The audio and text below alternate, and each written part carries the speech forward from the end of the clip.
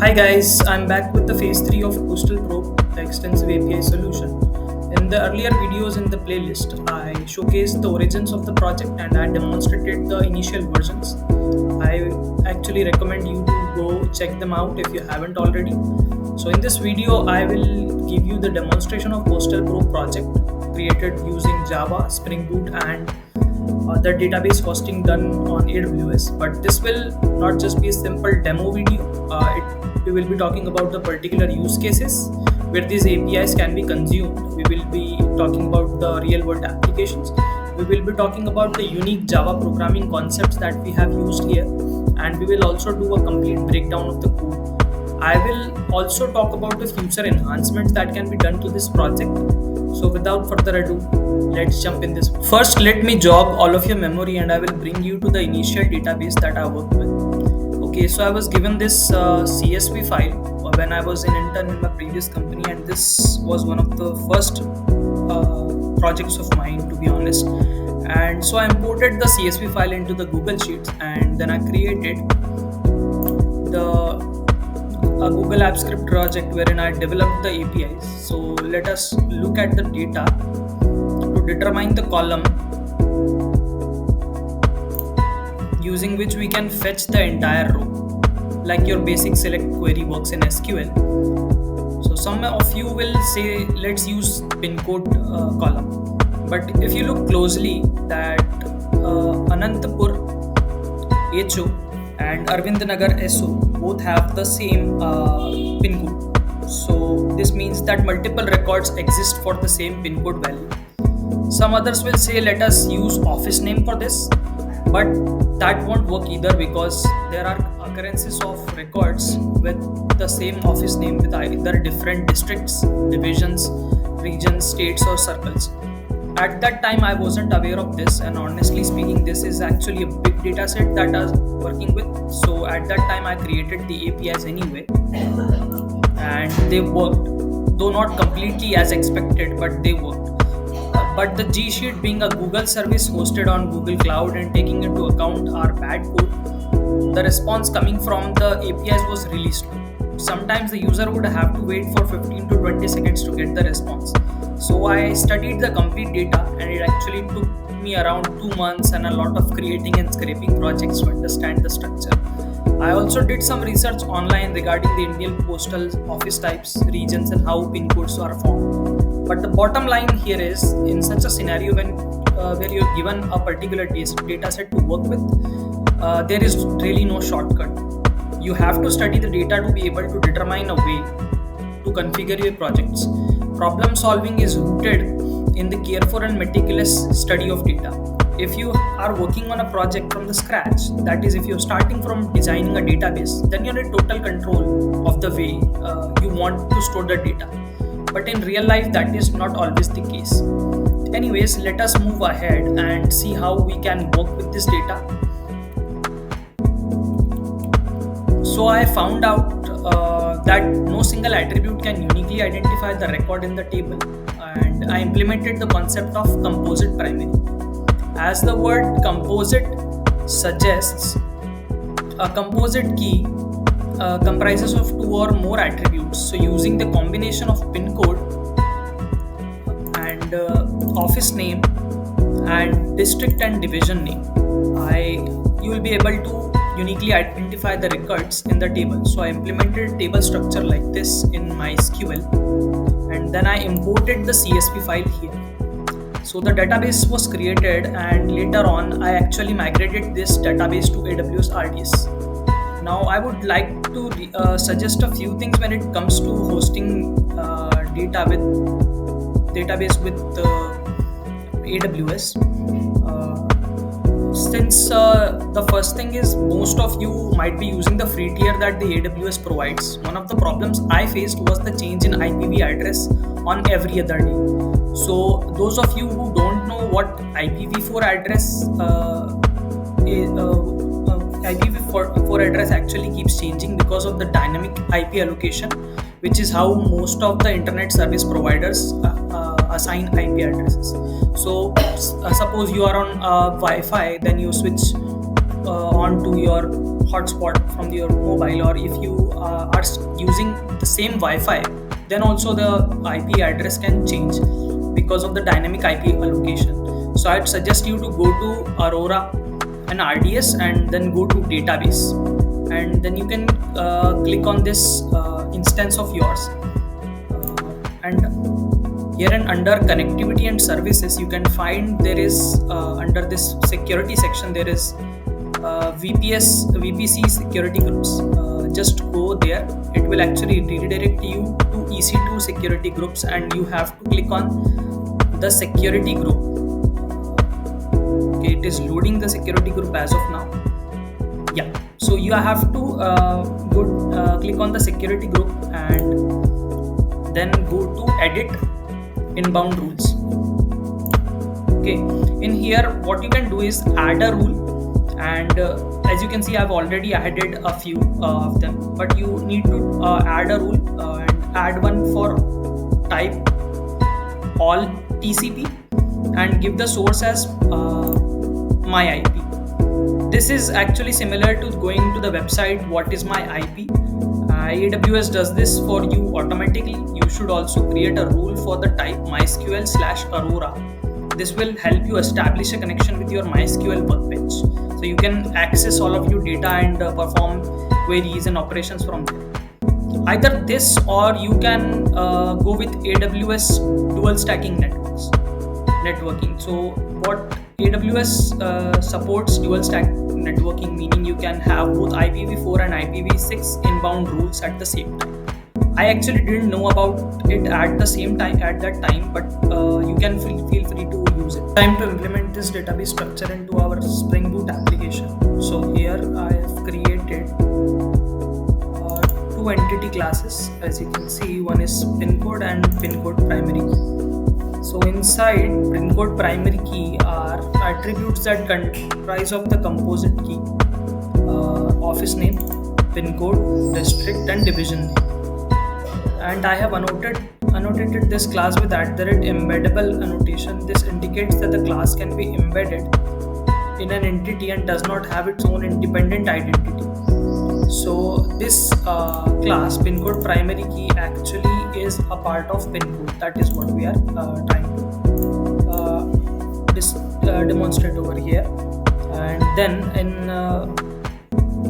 class pincode I have created an object of pincode primary key, and I have annotated it with @embedded ID annotation, which indicates that the embeddable object is the part of the entity and its attributes should be persisted as part of the entity table. I actually referred to this really good article on Medium while creating this entire entity structure.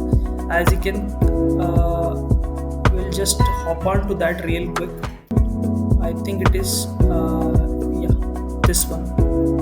So as you can see, there are actually two ways of doing it. So I'll just scroll down. Okay, so the first approach is using the ID class and ID annotation.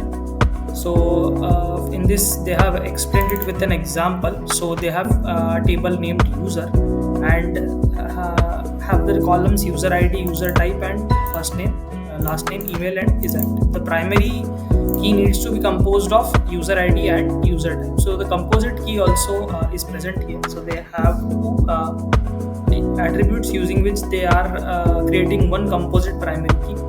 So they need to translate this into JPA. So they have created one user PK class which implements serializable. So in this user PK they have added these two attributes that will be the part of composite primary key.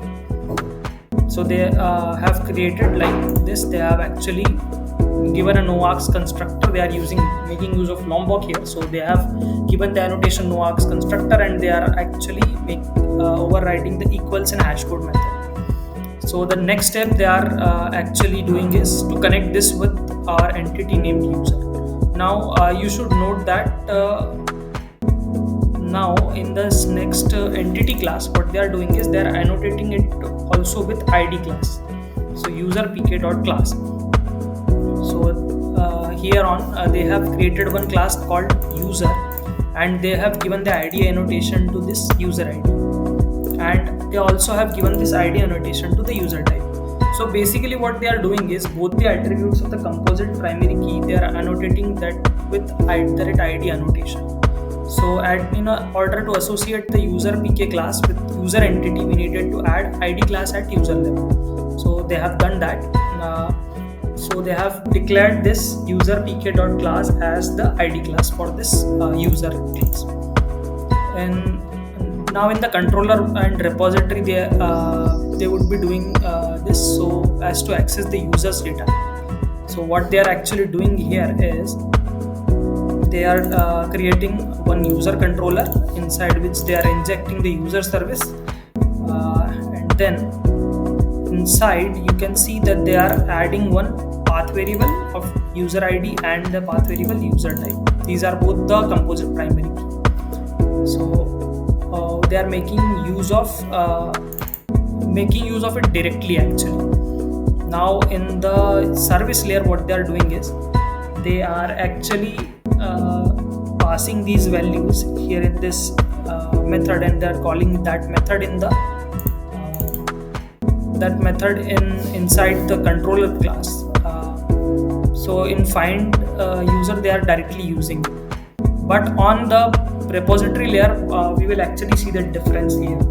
So as you can see, they have to implement one custom query with @query annotation, wherein they are writing select u from user u, where u dot user id is equal to user id and u dot user type equal to user type, and u is active is equal to 2, which means that they are going to directly create one user object or instance using which they are going to catch up the user id and the user type. And also they are actually adding use active equal to 2. That means they are actually taking the active users only. So that kind of they are actually doing. For the response, actually this is okay, this we will skip for now. The second approach that I have used in my program is using the embeddable and embedded ID annotation. So let us say they have another table here that is called orders, and they have these 4 columns: ID, type, weight, and sum. The primary key needs to be composed of ID and type. So the composite primary key consists of ID and the type of item, of type of order actually. So they are again doing this with one class they have named as order PK, and this order PK is actually the class which will be added with @embeddable annotation. So this is basically the class that is representing the composite primary. So it should implement the serializable interface here. They are declaring the 2 variables here and overriding, just like the previous, they are overriding the equals and hashcode method over in this class. Now when the difference is with the entity class. So they have annotated with the entity, and they are actually creating an instance of the order PK, that is the primary key over here inside the entity. So and they are also annotating it with embedded ID. So this time, to associate the order PK class with the order entity, we need to declare a new field called order PK. So that they have declared this field called order PK inside the entity and annotated it with embedded ID. Now we need to create the controller, repository, and service layer. So so they are now creating the controller and service and the repository layers, inside which they will perform their business logic. So here and they are actually making use of direct. They are actually looking like they are making a use of direct, but inside when going to the repository layer, it will be more clearer. So in the service layer, what we are actually doing is we are calling this method from the order repository find order. So in this method actually accepts 2 parameters. The first is the order ID and then the order type. So now you can see the query is a bit different than what we have seen previously. So @query annotation, you can see select O, that is object reference, and from order O, where O dot order PK dot ID. So previously they were actually making use of direct attributes directly, but now here they have one added layer of access to it. So they are actually using the instance of orders, then they are actually making use of the primary key, since it is a part of the order, not the other way around. So they are making use of type also that way, and then order type they are passing. So what actually happened here is, first in the first approach, actually ID class and ID annotation, you needed to declare the columns twice. So you needed to declare the column both in user PK and in user, both the classes. And in the embeddable and embedded ID annotation, we have to declare the columns only once inside the order PK. But then in the order PK, we needed to declare one new field called the order PK in the order entity actually. So this is the first difference that you can see, that you need to declare twice.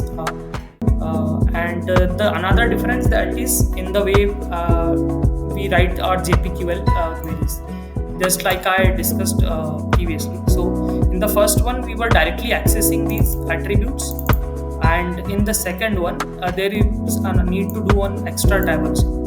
So o.orderpk.id and o.orderpk.type, that is how we were doing it. So these are actually the two ways to create the composite key. And the basic use case when we use the ID class and ID approaches, when you want the attributes to be accessed individually, and the basic use case when we want embeddable and embedded ID approaches, when we want to use the complete identifier as an object. So actually in my project, there are numerous times when I am using the pin code primary key as a DTU, and there are like I'm passing the entire primary key as in to update the pin code record. So that is why I have used the embeddable and embedded ID approach. Now moving on to the controller layer in our code. So you see I have created two controllers. First is the pin code controller and second is the delivery controller. So even though there is a single repository, but I wanted to separate and group endpoints and logic based on what type of functions they are performing. So pin code controller basically consists of all the postal information retrieval related endpoints, and delivery controller consists of all delivery related endpoints. Let us explore the pin code endpoint first. The first endpoint is to this is a dummy endpoint, so we will skip this one. The first endpoint is to return all pin code records. As the name suggests, get all pin code records. It is a GET request, and due to the substantial size of our database, I have applied pagination to this. Since the JPA repository here, it actually extends both the paging and sorting repository and CRUD repository. So we can create an object of pageable inside our inside the service center repository layer. So if you click on this get all pin codes, you can see that I have created one object of pageable, and I'm doing a page request of so I'm declaring the page number and the page size. That means if I want to get only 10 records at a time, so I will give size equal to 10, and if I want to go to the second page, I'll give the page equal to 2. Moving on to the so get all pin code records will actually return a particular page number entered, and the page will contain the specified number of pin code records. Moving on to the next endpoint. We have this search by pin code. So here you can see I am using a wildcard in the return type of our method by declaring it as response entity ? So the wildcard represented by the question mark allows our method to return different types of response depending on the scenario. For example, when there is no record found, as you can see, pin codes is empty. So it will return a 404 status along with the error message, which is basically a string type. And if there is if there is one record, specifically one record found, then it will return the specific object. So on the 0th get 0, we are taking the entire pin code object. And if there are multiple records returned, we process and send a list of office names. So we are taking only office names from it. The beauty of using response entity with the wildcard is that it allows to encapsulate all the different outcomes under a single method signature method signature, while still letting the compiler enforce the type safety. Now, what do you mean by type safety? So type safety in programming methodology means ensuring that variables, methods, and data structures only operate on compatible data types. For example, in Java, if you declare a list as list of string, type safety ensures that only string values can be added. If you mistakenly try to add an integer to the compiler, it will be flagged as an error even before the execution. So you can we will talk more about type safety now. So I'll move back to this Excalibur to demonstrate something. So in dynamically typed languages like Python, JavaScript, and Ruby, what happens is they perform type checking at runtime. Variables can hold values of different types over their lifetime, and conversions often happen implicitly. While this gives you a lot of flexibility, it leads to type-related bugs that will only surface during execution. So it makes debugging process more difficult, whereas the statically typed languages like Java and C, C++, and Rust enforce type checking at compile time only. So this means that the type of every variable must be explicitly defined and verified by the compiler before the program runs. So let us understand this with an example. So I have here Python in the left corner and Java in the right corner. So you can see that we are declaring the name as Suyash. So the name is not mentioned as of string type or character type. We have not declared the type explicitly, and later on in the program we are actually changing this variable value to 100. So before it was a string, and now it holds the value of a string instead of an integer value. While in Java, what you have to do is you have to declare the type of the variable before assigning it a value. So I'm saying string name equal to Suyash. So it is definitely a string, but later on if you try to change it to 100, it will actually give you a error at the compile time only. So it will be showing error in even when you are assigning it like this. It will not it will not run the program actually. So I discovered wildcards some time ago, and I actually made a post about this also. So explaining the concept on the LinkedIn. So let me go back to that so we can explore the different types of wildcards present. So I think I have it open somewhere. Okay, not here. Okay, so wildcards is a concept of Java generics, and it is super helpful when you need flexibility in your code without sacrificing type safety, as I said. Now coming on to the types of wildcards. So there are three main types. As you can see, the first one is unbounded wildcards. So this is what we have used in our code. So this is actually helpful when you have no restriction on the types. As you have seen in the code, what we were returning is, in the first scenario we were actually returning a string type value, and the second scenario we were actually returning an object, and in the third scenario we were actually returning only the office names, list of office names. So this is actually a list, this is actually an object, and this is actually a string. So all of these three are really different data types, distinct data types. So it is useful when you have no restriction on the type return. And then there are upper bounded wildcards. which are represented like this: wildcard extends T. So it allows passing any type that is a subclass of T. So T can be anything, like a real world scenario or a use case that can make use of upper bounded wildcards is that suppose you declare you create one entity. So it is a big entity class. You have a lot of attributes in it. You have a lot of fields declared over there. But now what happens is, for every time you make a request or you are applying your logic, so you want different versions of that entity class. Sometimes you want some specific set of fields there. Sometimes you want some other. So that is where we create the DTOs. So the DTOs actually can extend extend this type of your entity class. So in that case, upper bounded wildcards can actually help.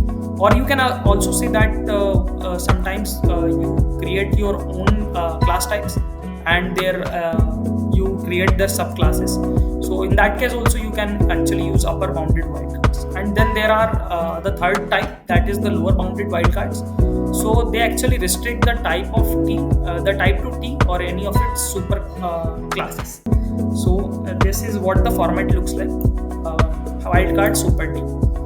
So this is a really cool tool, cool way of ensuring type safety. I hope you would actually like to explore this in Java generics. And now moving ahead to the delivery controller. Okay, so here is a bunch of endpoints that we are making a call to our stored procedures. Now, what stored procedure is? So a stored procedure is a precompiled SQL statement that is stored in the database and can be executed multiple times. I have not opened my MySQL right now, so I'll just open it and I'll show you how the stored procedure looks like. Stored procedures are actually useful for encapsulating the business logic directly in the database. In our project, we have created a bunch of stored procedures, and I will share you the basic use case here and the basic and the reason why I have created them, and not I have not defined the business logic in the service layer. I will show you how they actually work. So I actually opened the wrong connection. I was supposed to open this Postal Probe AWS that I have opened now.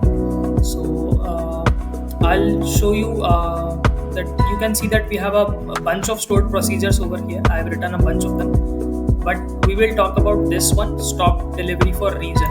So I'll tell you why. What we are doing over here is we are updating all the delivery columns to non-delivery for the specified region. So we are in passing here the target region, and what this procedure will actually do is for all the pin codes from this target region, it will change the delivery column to non-delivery. Now why we are doing this is because for instance, in a particular region, due to a communal conflict or due to rioting or due to any natural epidemics or pandemics like coronavirus and outbreak and all. So in that cases, suppose you are a logistic company. Suppose you are providing, you are actually delivering stuff to people, but at that time you don't have any safety measures. So you just have to stop delivering to that particular region that is most affected. So that is why, keeping that situation in mind, I have created this stop delivery for region and other procedures that are for division, for district, for region, for state, etc. So yeah, since this is just an API, and in future I want to use this as an external API in some of my projects. Like I intend to use it in logistic project. I intend to use it in an e-commerce website. So even though I'm thinking about using them for a single user, because since if you are giving the access of your database to a lot of users, then they can actually call these procedures for their according to them. And right now the database is we don't have another instance of this database, so that is why I'm just keeping this as a monolithic kind of thing. But yeah, in future, if the opportunity or if any ideas hits me about creating a big project out of this, so we can actually make use of other techniques to do that. But yeah, heading back to how we can make use of this procedure, how we can make use of this procedure in our code, we will just head back to our IntelliJ, and you can see that this is the delivery controller. I head to the delivery service that is there. I'll actually directly go to this method in the service. So you can see that okay, not here, I will scroll up. You can see that I have injected the JDBC template dependency directly into this service layer, and then I have also created this concurrent hash map called transaction state data. I will discuss why I have created this a little bit later, but I'll just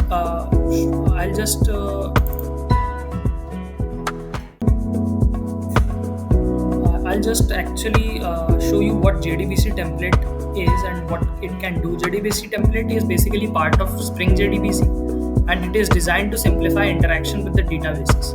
Now, when I say JDBC, a lot of you who are familiar with Java would think that it would involve manually opening and closing database connections. But it is not the case here. It actually handles connection pooling and cleans up resources automatically. And it provides convenient methods like query for list, which we are actually using here. This method executes the stored procedure and returns the result as a list of key value pairs. So anyway, we will talk about one of the methods right now. So I'll just scroll down and go to the method where we are calling the stored procedure. So yeah, you can see the stop delivery for region. This is where we are making use of JDBC template. So you can see that we are actually saying JDBC template.update, then call stop delivery for region ? And then region name. So this region name we will be taking from the user. In the endpoint we will be taking it, and in the controller I think we will be passing this. So yeah, path variable string region name. So the region name will be coming as path variable, and it will be populated over here in the service layer, and it will be going to this SQL query, and that is how it will work, and it will update the entire database. That is why we are making use of the update method here. So now I will tell you why I'm making use of that concurrent hash map. So what we are trying to do here is, suppose the situation where a logistic person or a e-commerce company decides to shut their deliveries for a particular region for some time, but now after the situation is back to normal, they want to start that delivery again. So in that scenario, what we are going to do, how we are going to handle that rollback, because this is basically that rollback. Once you put in the transaction and then you roll back from it. So basically how we are going to do it, that is starting from adding the transactional annotation in Spring Boot. So in transactional is an annotation in Spring Framework that ensures that the operation inside a method runs as a part of a single transaction. So suppose I'm changing the delivery to non-delivery for every pin code record for a particular region. So that will be considered as a single transaction. And if any error occurs during this execution, all the changes made within the transaction are automatically rolled, ensuring data consistency. So we will check this transaction annotation. I actually have it here somewhere. Okay, Yeah, no, I forgot to keep it. But yeah, at the rate transaction annotation will actually help you follow the asset properties during its execution, and then we are making use of UUID over here, as you can see. So UUID basically means universally unique identifier. It is used to uniquely identify objects and others, among other things. So it prevents collision issues, and it actually is ideal for database keys and session identifiers and unique file names. So what is happening over here is, when we are making a call to this procedure inside stop delivery for region, we are actually creating a unique ID for this particular transaction. Okay, so what we will be doing is, we will before actually calling this stored procedure, what I'm doing here is, I'm creating a particular list of pin codes from that particular region that we are actually going to change now, that are actually going to change now because of this call to the procedure. So I'm actually creating a list and storing them here, and then what we will do is, we will actually call this transaction state data. This is the concurrent hash map that I told you about, and then I'm calling the put method. So I'm going to put the transaction ID that we created over here and the list of the original pin codes over here. So one way to understand this is, with this I'll just remove this and okay, delete. So let's say this is our map. Okay, so at first this is our okay, so this is where our UUID will be. This will be the key, and there will be a list of pin code records. So I'll just say pin code 1.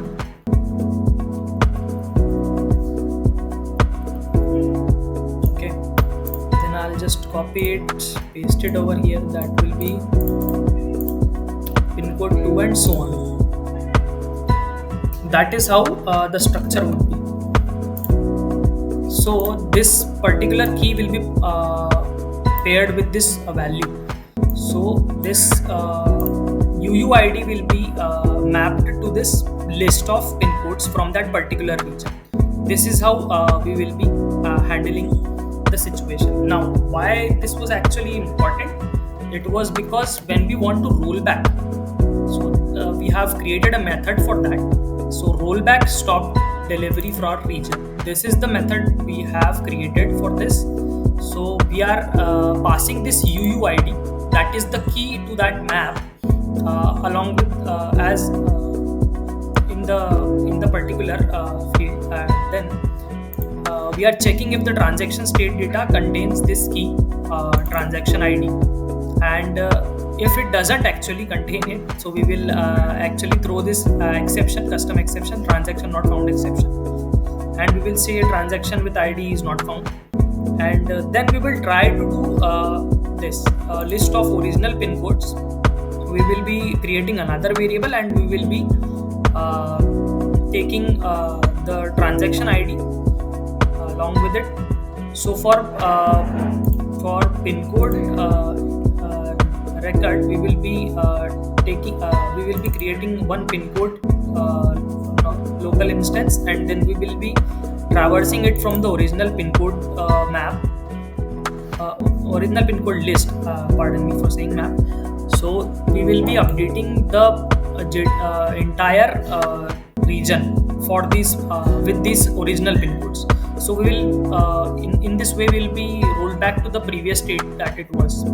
So it is written in plain SQL actually. Update pin code, set delivery equal to the original one from this, where office name is equal to pin code, district and division name. Why we have taken this 4 over here? Because these are attributes, or these are the fields which comprise of our composite primary key.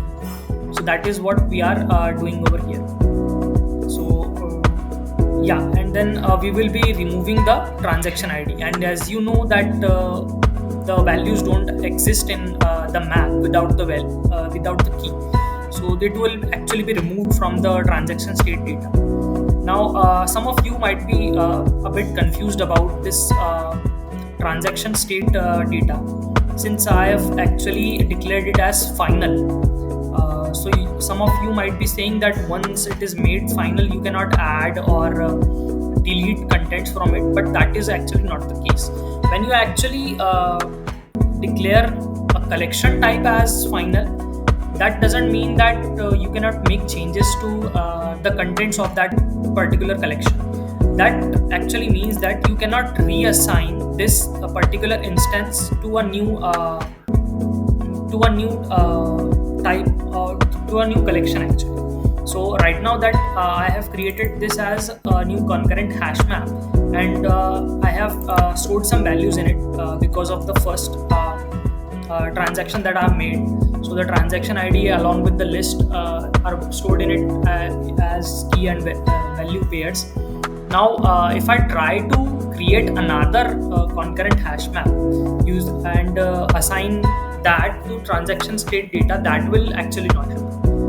You will be able to call methods like put and remove, but you will not be able to copy or assign a new concurrent hash map to transaction state data. That is what final does here.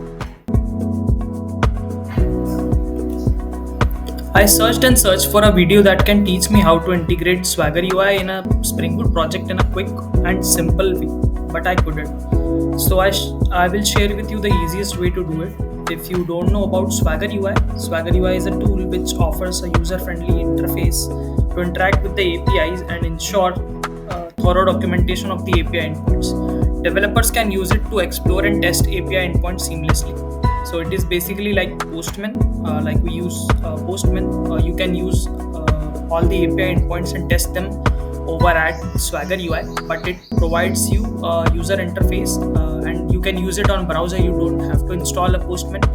And the second best thing is that you don't have to create a request like in Postman. Every time you build the project and run the project, if you added another endpoint to your project, it will get automatically updated and the API will be there. The request will be created over there in Swagger UI. So the first step in the integration of Swagger UI in a Spring Boot project involves the addition of this dependency to your project. The dependency I'm talking about is Spring.Open API Starter Web MVC UI dependency. So if you're using Maven for your project management, so you can add this dependency to your pom.xml file. This is the file where we store all our dependencies to you, so you need to add it there. In the second step, what you would need to do is you need to create a OpenAPI config class and annotate it with @configuration annotation. If you don't have a config package, I will recommend you to create a config package and then add this class there. And then what you need to do is you need to create a bean of a Spring Shop OpenAPI, and inside this you will create another OpenAPI instance. In this instance, you can see that there is an object of info. So OpenAPI, this is the main class from the OpenAPI library that represents the OpenAPI document, and as you can see, the info object, this class holds metadata about your API, such as the title, then your description, your version, and you can actually add contact details if you want, like I have done here. I have added my name, the URL to my GitHub profile, then I've added my email as well. You can add the license that you are giving for your project. You can add it there as well. So in the step 3, what you need to do is now you have to move towards the controller layer. So for example, I'll open the pin code controller over here and I'll just scroll up for a while. Now what you have to do is add an @operation annotation to your endpoints, and inside the parentheses you can give the attribute summary. So what is API actually does? You can add it in the summary in some short phrase, and this summary is actually reflected in the Swagger docs as well. So I'll just hop on to the Swagger where it is open. Yeah, so as you can see that this summary is getting reflected here in front of the API endpoint. So you can see that the API URL is over here and the endpoint is over here, and then the summary is over here. So it says updates pin code record and entering the primary. So this API is present in the project, so it is saying like that. Okay. Then additionally what you can do is you can give @parameter and @API response to provide more detailed information here. I haven't done it, but you can do it. The @parameter annotation is used to describe the parameters of an API endpoint. So these parameters can be of type URL path, query, strings, headers, or cookies. It helps consumers understand what data they need to provide to use an API endpoint correctly. So let us check out the key attributes for @parameter annotation. I have actually listed them out here. So the first is the name. So the name of the parameter, it is actually a mandatory attribute here. Then there comes the in attribute. This actually suggests the location of the parameter. So the possible values are given below. First is the path. So if you are passing a path parameter, you can actually say in path. And if you are passing a query string parameter, then you can say query. And if you are giving a particular HTTP header for this request or the endpoint, you can go for header. And if you are making use of cookies in your project, you can actually declare that as well. Moving on to the next attribute, there is description. So you can give a brief description of the parameter that you're using. Then there is the required attribute. So this is actually a Boolean type attribute that you give, so which indicates that the parameter is mandatory or not. So if required is true, the parameter is mandatory. If it is false, then it is optional, that kind of thing. Then there is this one other attribute, that is the schema, which defines the data type and format of the parameter. Like for example, data type is string, so it will say string, and in the format in which it is given, that as well. If it is lowercase or uppercase, you can give it there. You can use the @schema to specify all this information over there. So API, then there comes the @API response annotation, which also I'm not using, but you can actually use it to describe a possible response from the API endpoint. You can actually add multiple of @API response annotations on a particular endpoint, which can represent a different HTTP status code. Like for example, you can give it for status 500, status 400, status 404. A good example of this is that sometimes developers tend to give other HTTP codes as well. Like I used to give 422 unprocessable entity to some of my requests, so that the other developers can understand that what is going on. If you always give 404 or 400 status, the people cannot understand what goes on internally, so that helps a lot. This actually helps the API consumer understand what to expect in different scenarios. So I just now realized that I have missed something over here. When I've moved to this database, I'll execute this use, and then I will execute this select query from over here. It will fetch me all the records, so it will take some time.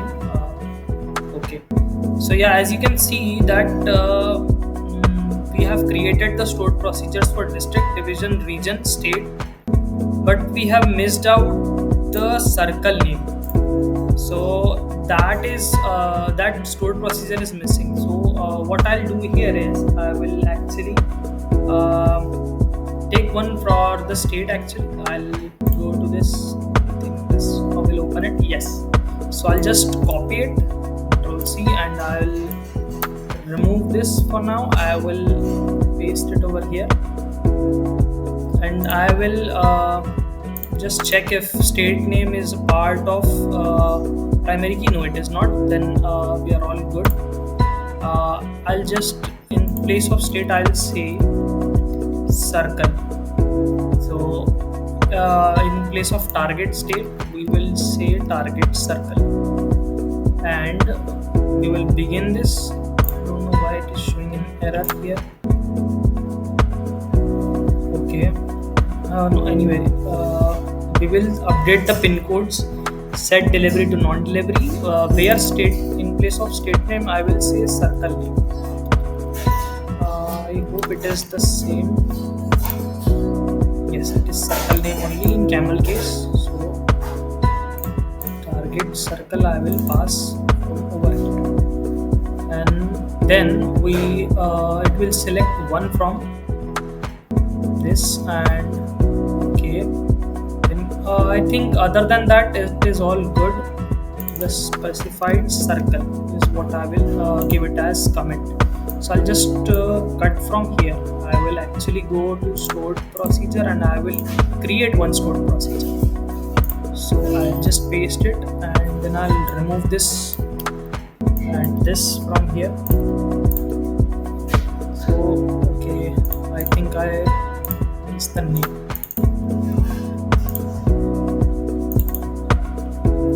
Give the name as circle, and I'll also copy this and paste it over here. So in place of target state I will say target circle. Okay, so I can apply the changes now. Just let me check once everything is in order. Delivery equal to non-delivery.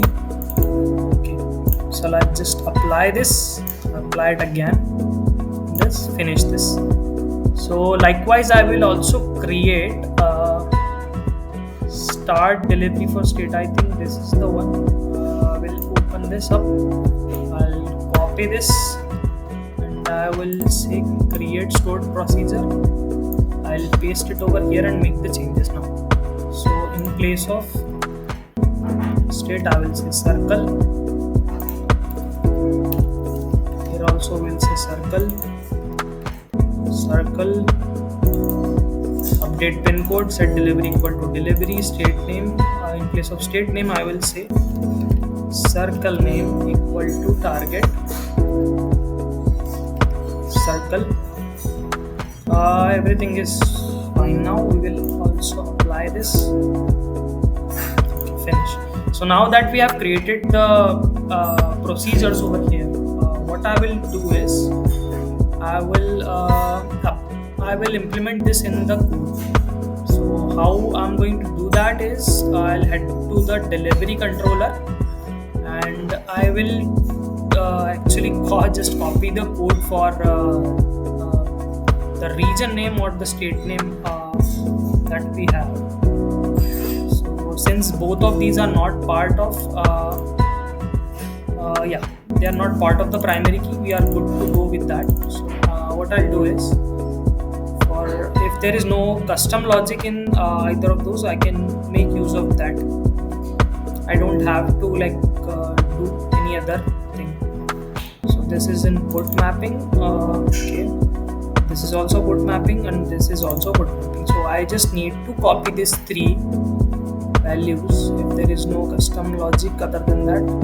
Okay, I'll just copy the region name. This is about update delivery status for a pin code. No, not this one. This is the one. No, yeah. So here we are stopping the delivery for the region. Here we are rolling back to stop delivery, and here we are starting the delivery for the region. So I'll just copy this. I'll give it comment for circle. I'll just paste it over here. Now there will be errors because obviously we already have this in the code, and this will be an ambiguity issue. But yeah, we will change the name for this. So in place of region I will say circle. Then in place of string region name, I will say circle name. This I will just copy, just paste it here, just paste it here.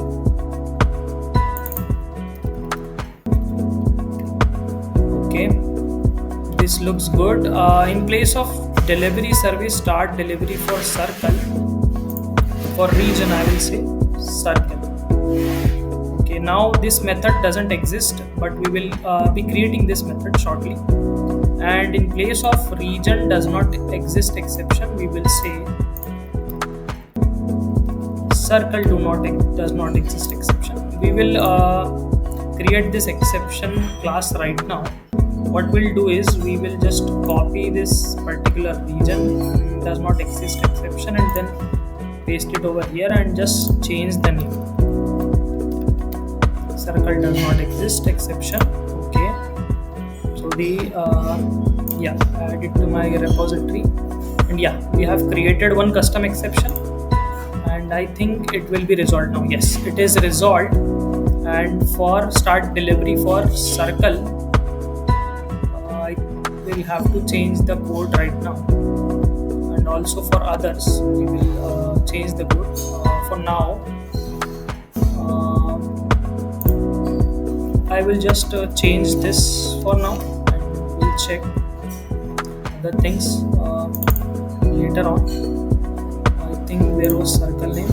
Yes, we are passing the circle name. We are also going to create this method, but first we will change the usage everywhere. We are going to create one map of type hash map for this, where we will be storing the transaction ID and we will be storing the string as well. Okay, so region does not exist. No, not this one. We will be calling the circle does not exist exception. Then illegal argument exception, that is fine. Then any other exception occurs, then this will work. Okay, that is also good. In case of circle does not exist, we will return null UUID. Correct. So this doesn't exist, but we will create it right now. I just have to change one more place. In the rollback stop delivery for region, we will be passing only the transaction ID. So here in the circle name is not required, I think. Status is transaction not found exception and exception.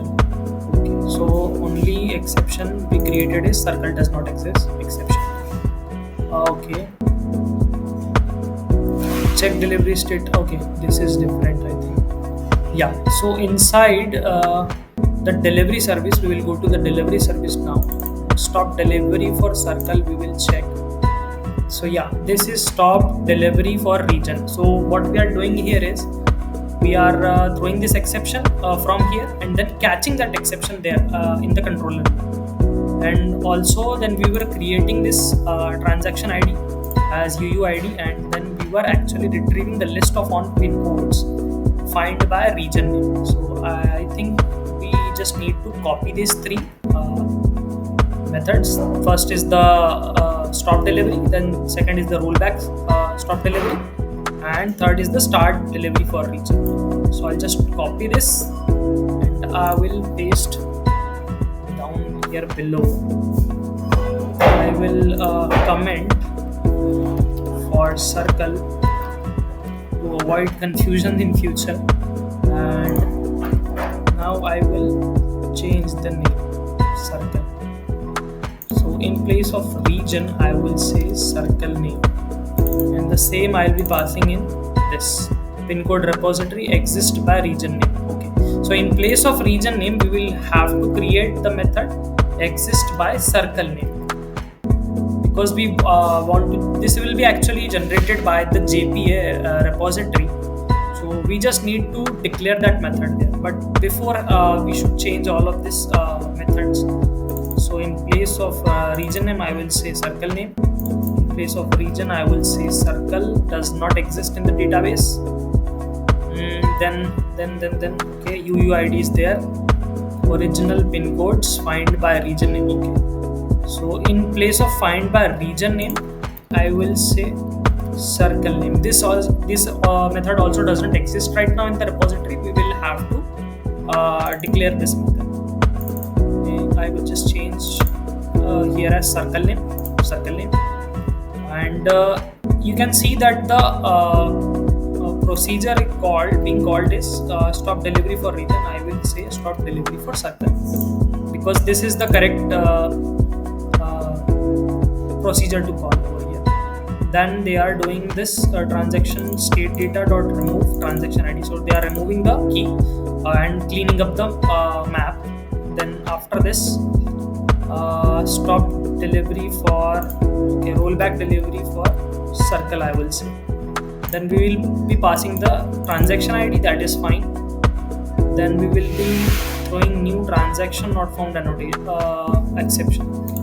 Okay, here also I need to change from region does not exist exception to circle does not exist exception, which we just created. And after that, what we are doing is we are actually taking the original pin codes from the transaction state data map and getting the ID over here and copying all of that, and then traversing the original pin codes and then updating it. This I don't think this needs any change, and exception handling will remain the same. In place of start delivery for circle, we'll have to say circle. And here also in place of region name, I will say circle name. Same goes here, and here. Okay. And in place of a region, I will say circle in the procedure name. Then I will say circle does not exist in the database. Okay, this is how we have done, and I think it looks fine. But yeah, there is one more thing that we need to do. That is, you see these methods don't exist, so we have to create these methods in the repository. So actually IntelliJ will create this for me. Thank you IntelliJ for this. And also find by circle name code repository, that also it will do for me. So it is a straightforward approach. If there was if actually the circle name was part of the composite primary, so in that case we would have to write the method like this. We would have to name the method like this, find by pin code primary key division. But since it is not a part of the composite primary key, we can directly write exist by circle name and find by circle name. So that is how we have done. I'll just save it, and I will now commit the changes to my GitHub. I think I have opened it. Yes. So I'll just say added SP for circle name,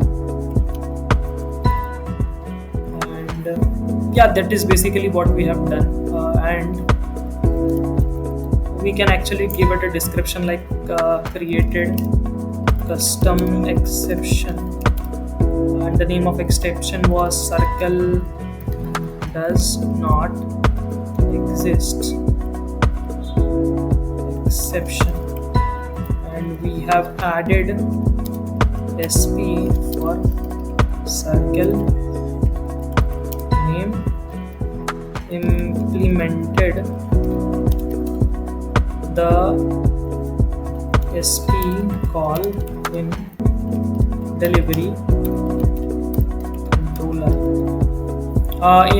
But first let's just check what we are actually calling this endpoint, because we have copied this code. So I think the mapping would be the same, even though we have changed the name for those methods, but the mapping remains the same. So we will need to change this. That is why I added the comments over there. I think, yeah, for circle that is added. So okay, this is stop. Okay, this is update and check delivery status for that is not the one. This is for circle, sure. So we will say, in place of region, we will say circle, and region name will change to circle name. So yeah, that is also done. So I'll just copy from here. I'll just paste it, and I will just copy this, and okay, this is transaction ID, we don't need to do this. Okay, in place of circle, I will region, I will say circle. That is okay. Start delivery for circle. I'll just add another comment to differentiate the endpoints. Sometimes what happens when you scroll and search, you get confused and you make mistakes. So in place, I actually put some comments to distinguish between things. So it is saying that this method doesn't exist. Rollback stop delivery for circle. I think we created this. I'll actually check. I'll copy this name. If we have created with some other name, we will change it. Okay, I'll close this exception. What was the error again in delivery controller? Rollback stop delivery for circle. Rollback. Okay, this is stop delivery for circle, and this is rollback stop delivery for circle. Have we done some typo over here? I'll just copy this. Okay, there was some typo. Okay. Now I think the error is gone. I'll just have to change this to circle. I'll just save this, check if there is any other error that needs to be taken care of. Okay, it is not showing me any error. I'll just build it to be sure.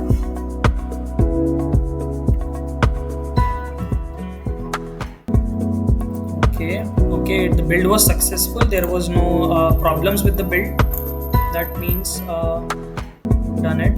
Then I'll say error handled, and I will say, what else did we just do right now?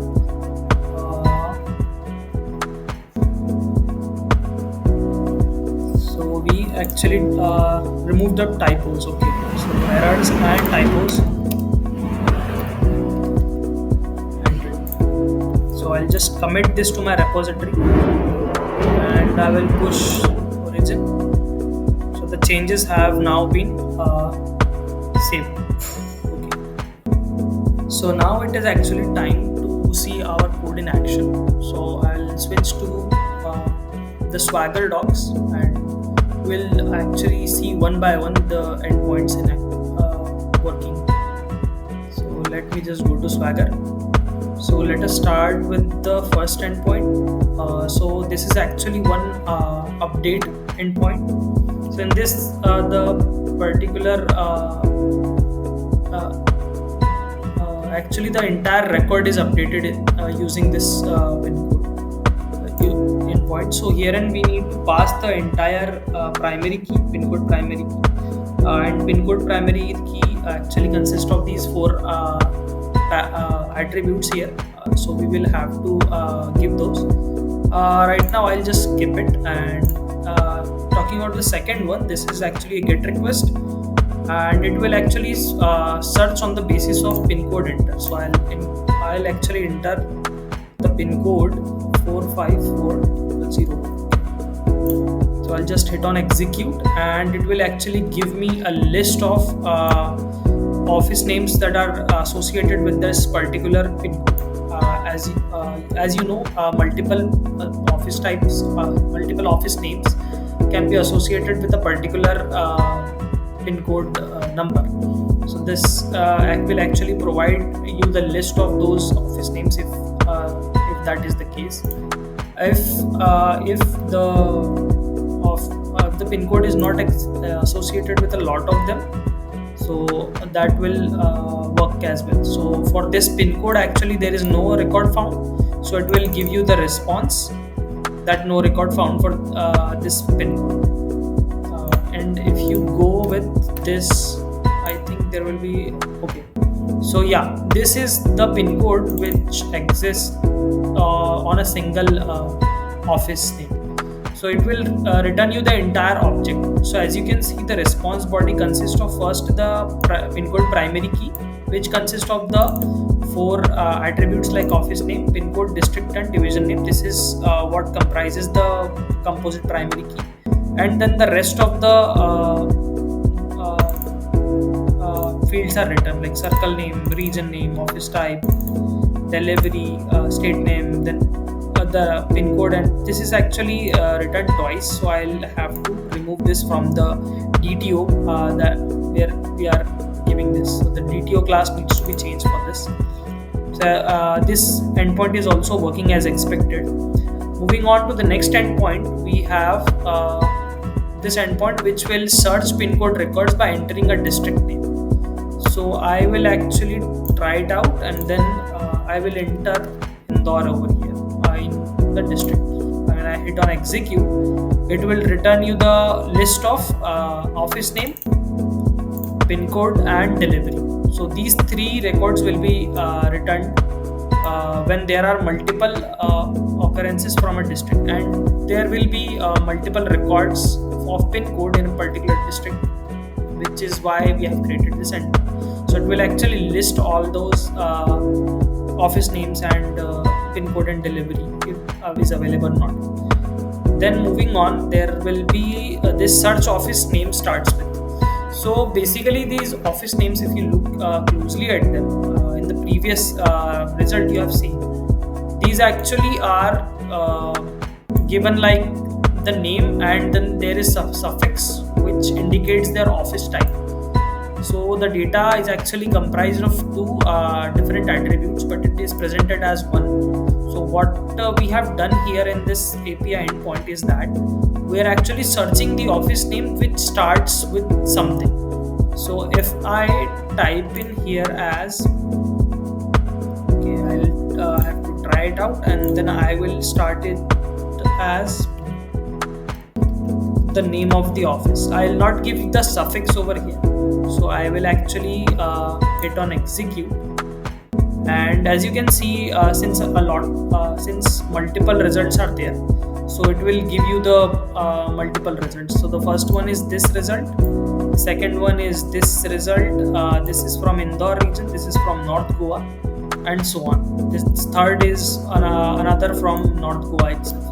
So that is how it works. So it can prove to be very helpful when you have to find out a particular office name, but you don't know the office type associated with that particular office.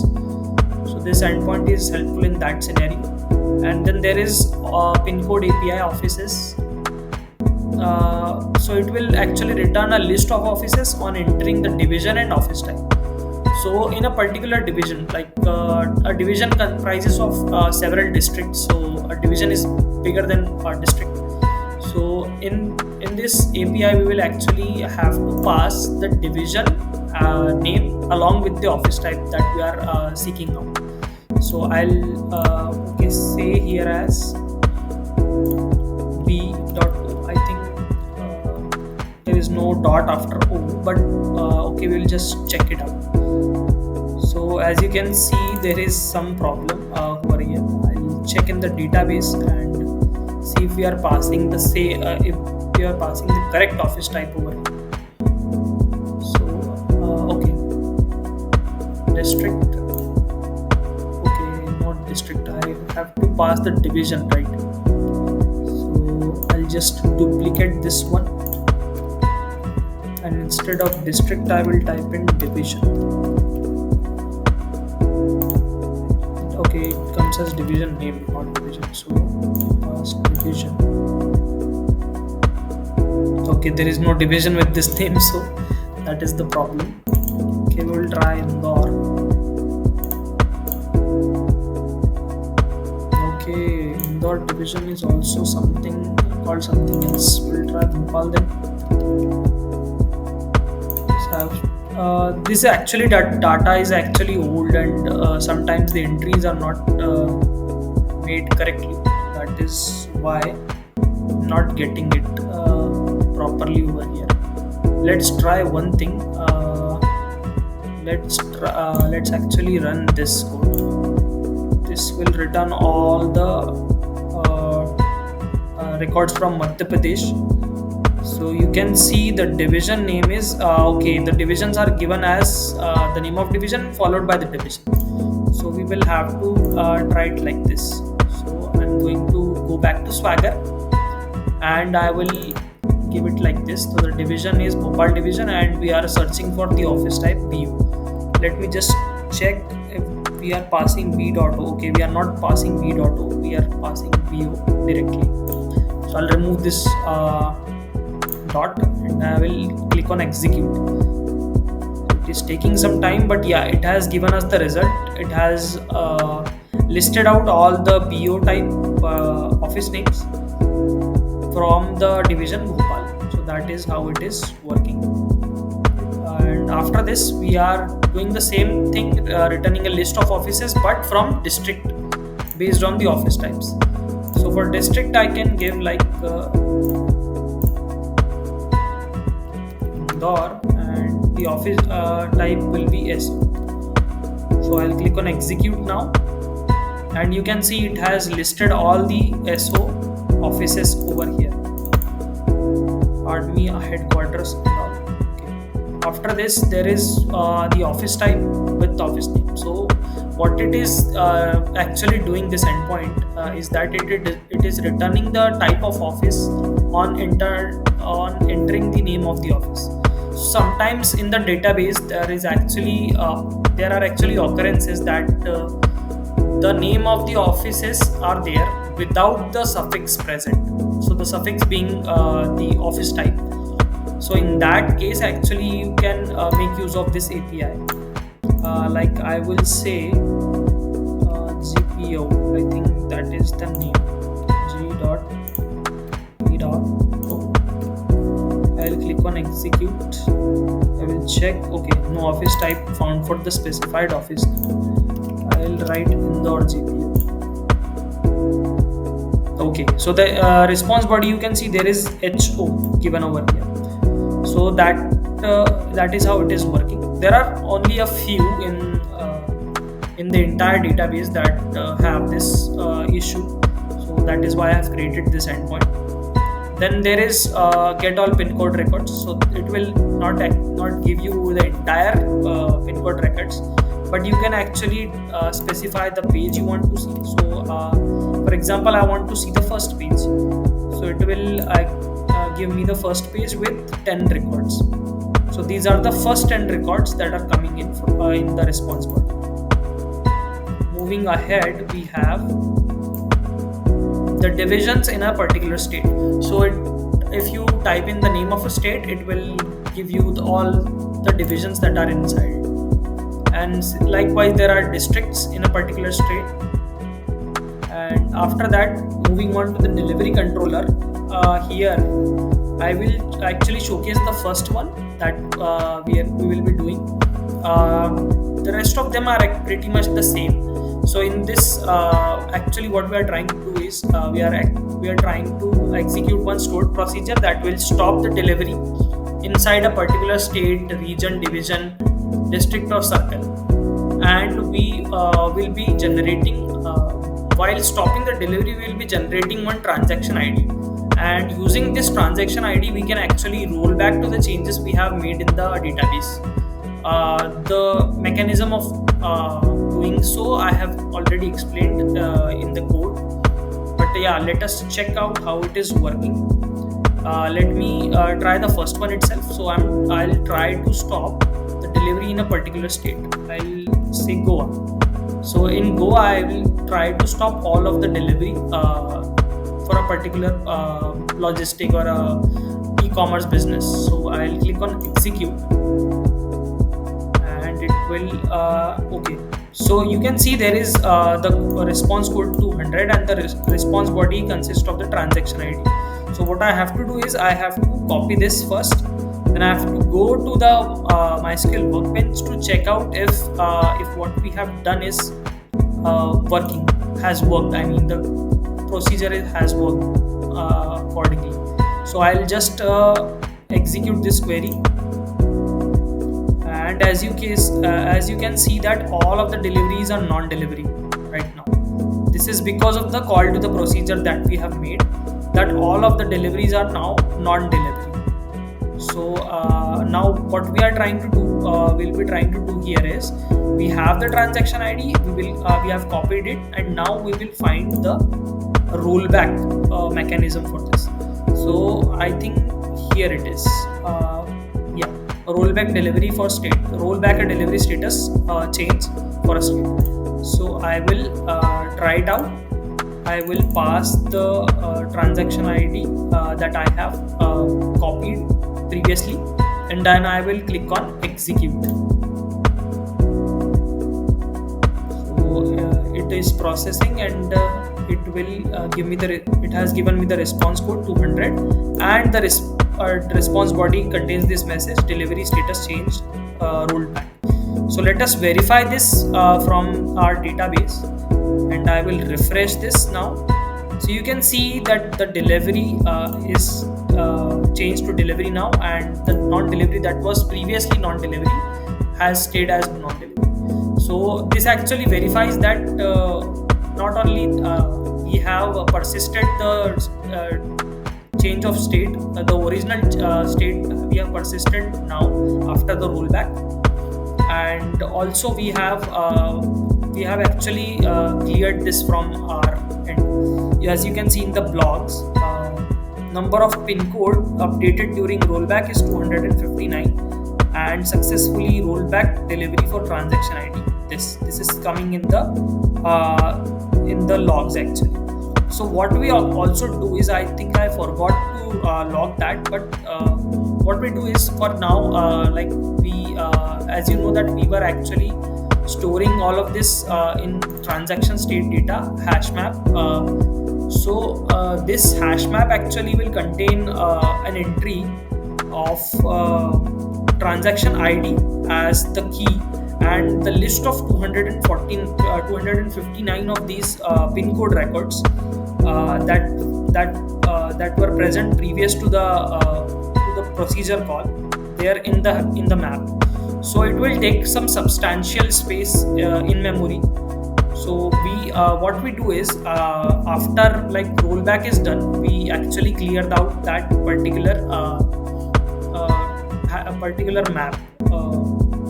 So that way we are actually like disposing the map. So we are clearing out the memory, so that if you want to change, if you want to work with another of this procedure, you can do that.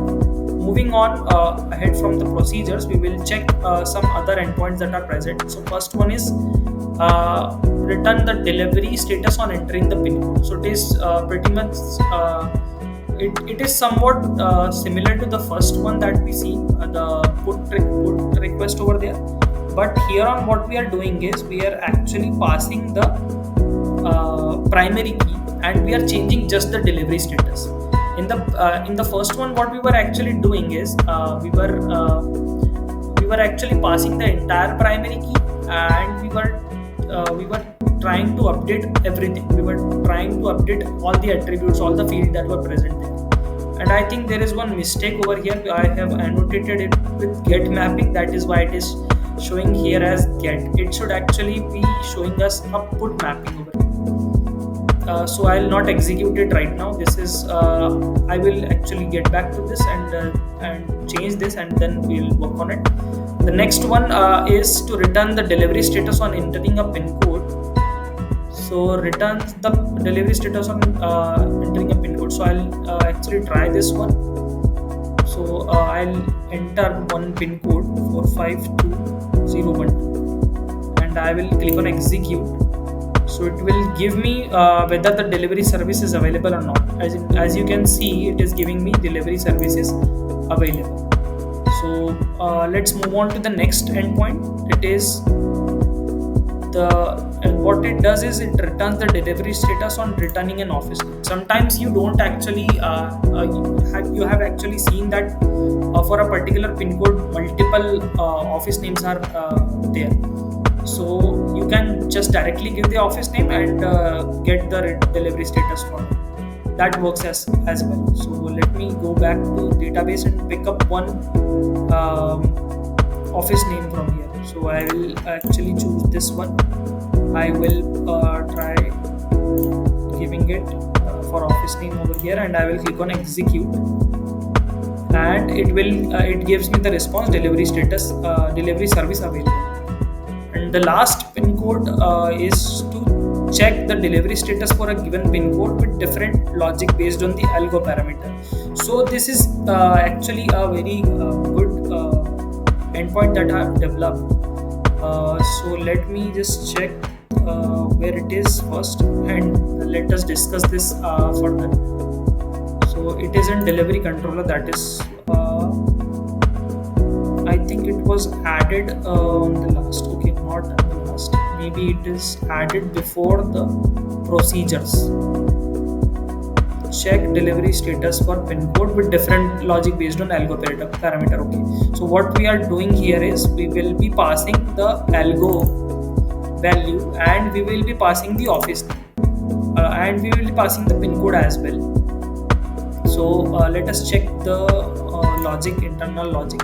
So herein we are creating one list of pin code based on this pin code primary key pin code. As I said, in case of using an attribute which is a part of the composite primary key, we have to write the method like this. So we are actually using pin code, that is why we have written it like this. Then we will be checking if the particular list is empty or not. If it is empty, we will say no record found for this pin code. And if there is a size of 1, that is 1 record is found, we will be returning that order. But first off, what we will be doing is we will be removing the suffix from the office name. Okay, so as I said, there is the office names are given like the name of the office plus the suffix, that is the office type for that particular office name. So we will be removing this office suffix from here, and we will be checking the delivery status. So we will be storing it in delivery status, and we will be we have actually created one check delivery status response. I think it is okay. So what it actually contains is the office name and the delivery status. So we will be returning these two values, and we will return these two values along with the changed office name. So that is how we are doing it. Then if the algo parameter is given as algo1, so what we actually do over here is we remove the suffix, that is for sure, and we actually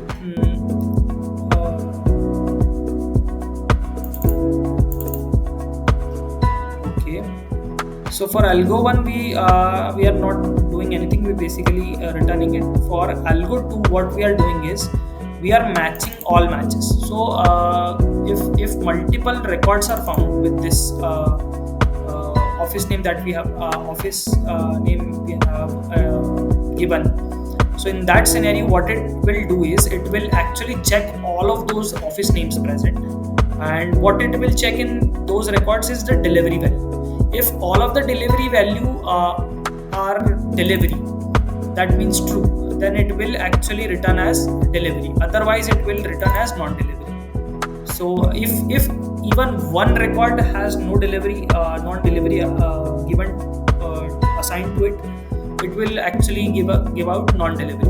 In algo 3, what we are doing is if any of the matches returns to true, it will give us a delivery. If none of the matches return delivery, then it will give non-delivery. That is how it is working. In algo 3, what we are doing is we are okay, algo 3 is done. Algo 4, pardon me. So in algo 4, what we are doing is we will be filtering, we'll be doing some filtering. So if the office name is not equal to null, and if the office name is empty, we will be is not empty, we will be creating one list of pin codes, filtered pin codes, and p office equals ignore case. So So we will be removing the suffix. Okay, this is just the conditions checking, and we'll be removing the suffix. We will be checking the delivery status. If the first one is okay.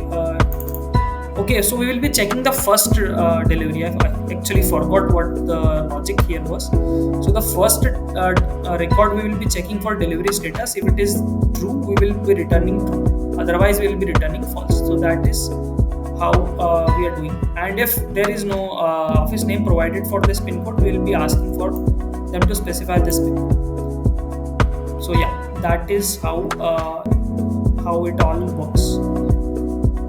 So talking about the future aspirations and future enhancement to this project, what I can say is I think there can be few improvements in this code.